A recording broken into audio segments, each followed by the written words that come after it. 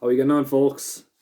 Look, today went fairly alright, to be quite honest. Some nice winners there between, I suppose, Fairyhouse and the ITV picks.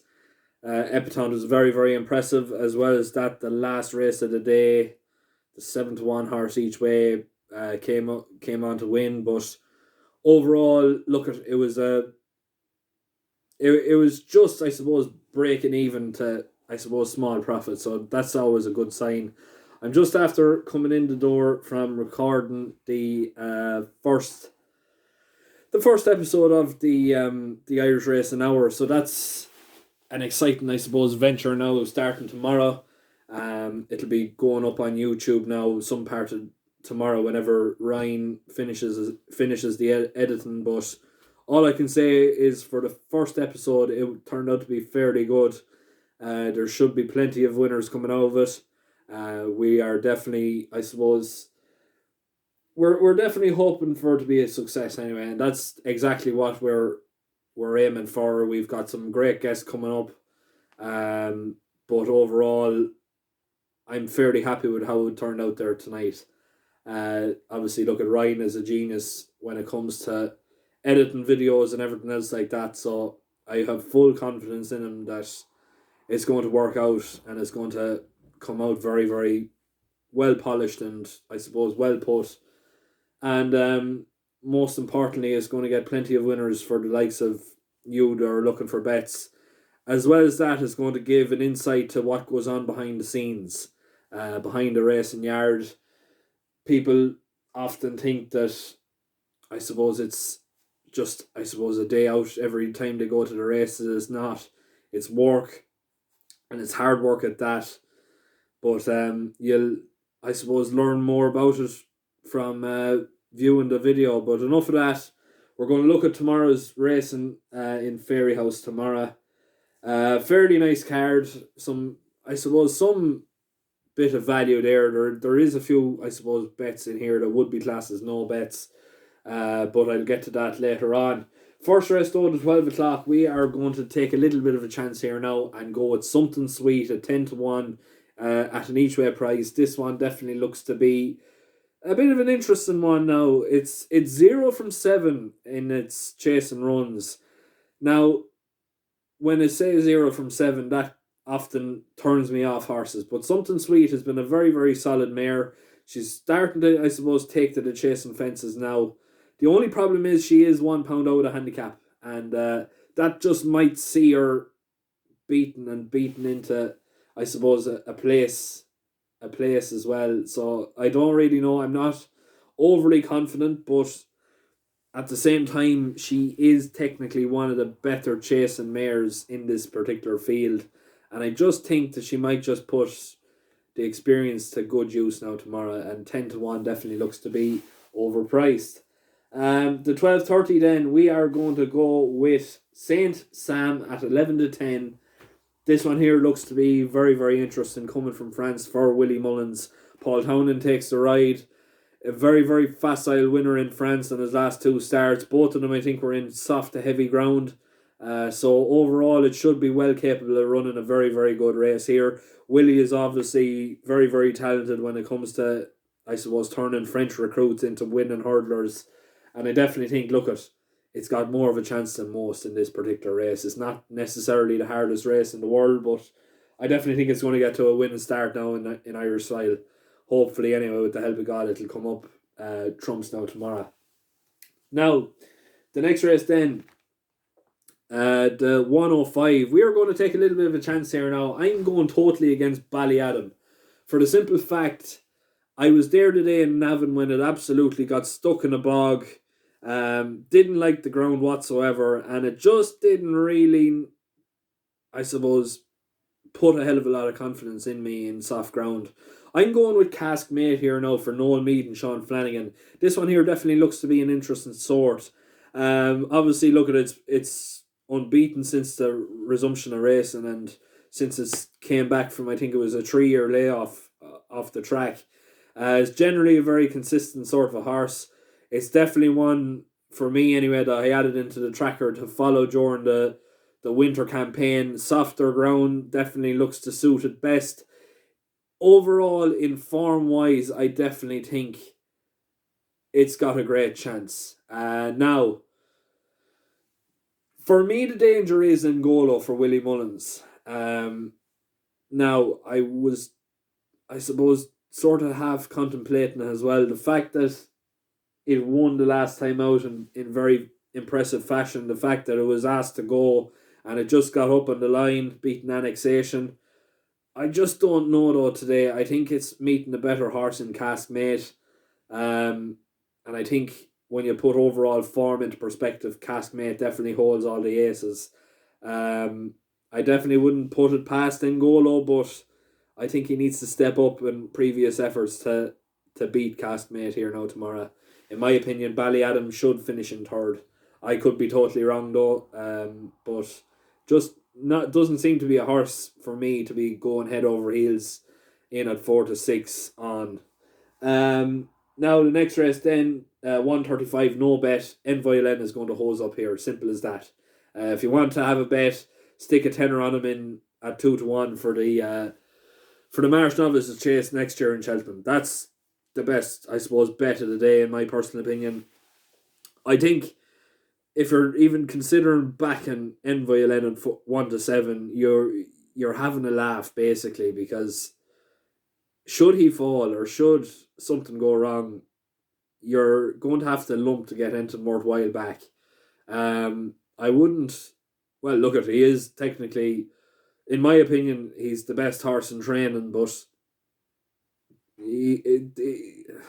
he's still there to be shot at, and I wouldn't be going in at 1-7. I just rather sit back and watch an absolute beast perform now tomorrow. In my personal opinion, it looks to be a very, very easy run for him. He should be able to win fairly comfortably, and by this time tomorrow, he should be odds on for the Marsh Novices Chase. That's my understanding of it.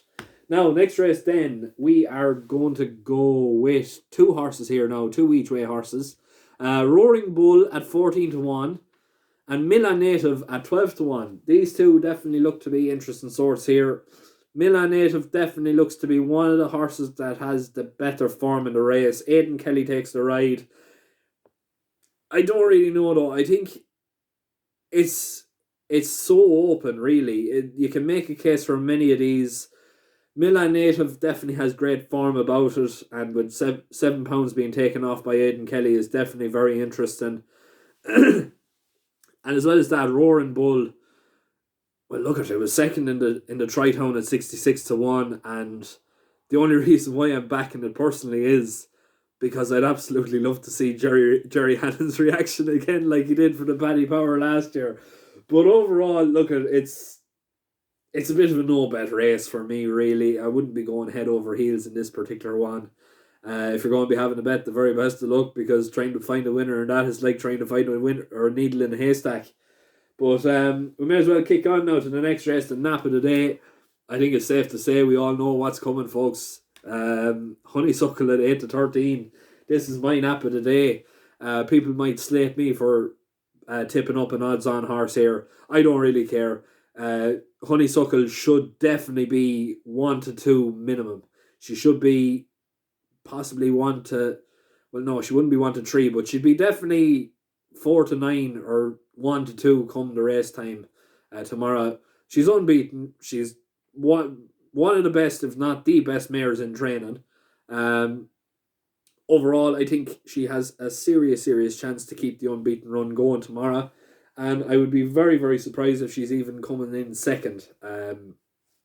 I think 8-13 is great value for her. She's proven that she's good enough to be against the boys, and she's good enough to mix it in with some of the best of them. And she's technically going down in grade here now tomorrow. So 8-13 definitely looks to be great value.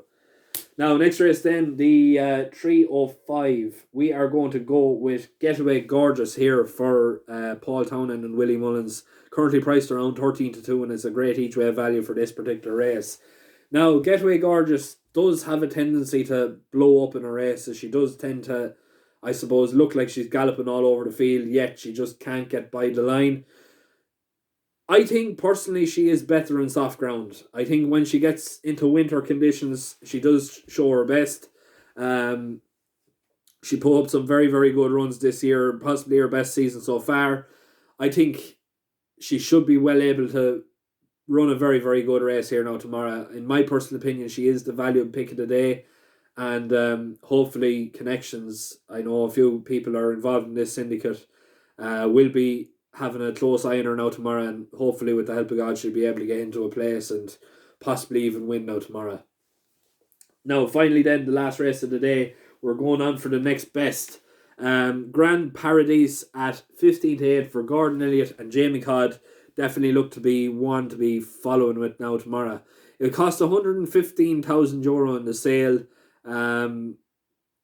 It's well bred. I think it won a pint if I'm not mistaken. So overall, you're definitely looking at possibly the best horse in the race.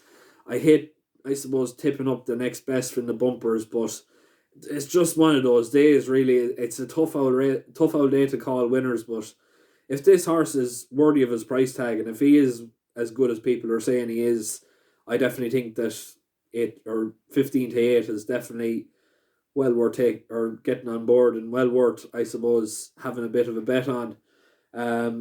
Hopefully it'll be able to coast off a fairly comfortable winner now tomorrow, and I suppose keep our good run going with naps and next bests.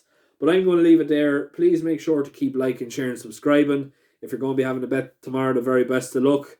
Make sure to tune into the Irish Racing Corner social media accounts to make sure you don't miss this podcast episode with Steph Searle.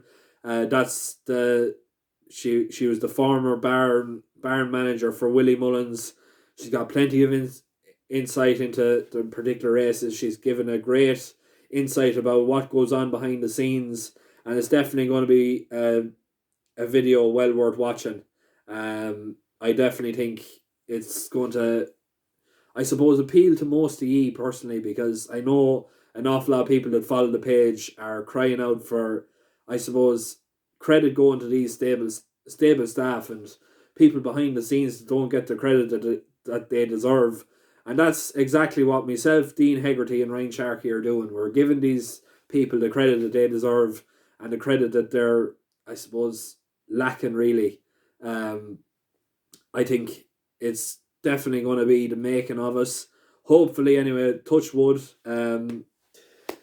we should be able to make it a success, considering it is a very niche market. And yeah, make sure to just tune into that tomorrow and keep a close eye, because I personally don't know when it's going to be uploaded, but I will say this, it's going to be uploaded tomorrow.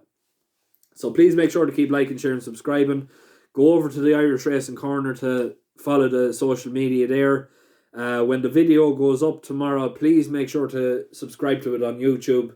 It will really help us out at the end of the day, especially if it means that we can get the channel monetized and, I suppose, grow to, I suppose, bigger and better things. But I'm going to leave it there. Thanks very much for listening. And if you're having a bet tomorrow, the very best of luck. I really hope that we can land a few of these big price winners. Thanks very much.